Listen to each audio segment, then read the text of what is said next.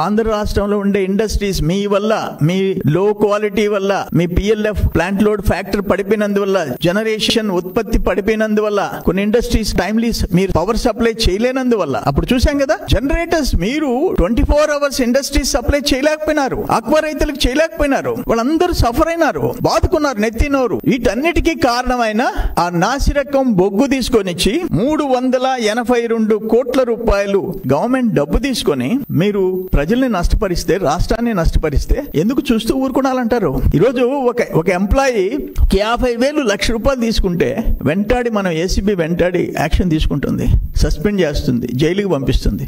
అరవిందో రామప్రసాద్ రెడ్డి ఆయనకేమన్నా ప్రత్యేకమైన చట్టాలు ఉన్నాయా? ఇది భరించరాని దోపిడీది. ట్రైడెంట్ అండ్ నాలెడ్జ్ కంపెనీ ద్వారా 22లో సప్లై చేసినవి మీరు వెంటనే యాక్షన్ తీసుకోవాలని చెప్పేసి నేను కోరుకుంటుండా. దీంట్లో నేను దయచేసి చెప్తుండా, ఆల్ డిపార్ట్మెంట్స్, మీరు విజిలెన్సా, సిఐడినా, ఎవరు దీని మీద విచారణ జరుపుతారో అల్టిమేట్ గా రాష్ట్రానికి జరిగిన నష్టాన్ని ఆ దోషులను శిక్షించి అమౌంట్ రాబట్టాలని చెప్పేసి నేను విజ్ఞప్తి చేస్తున్నా.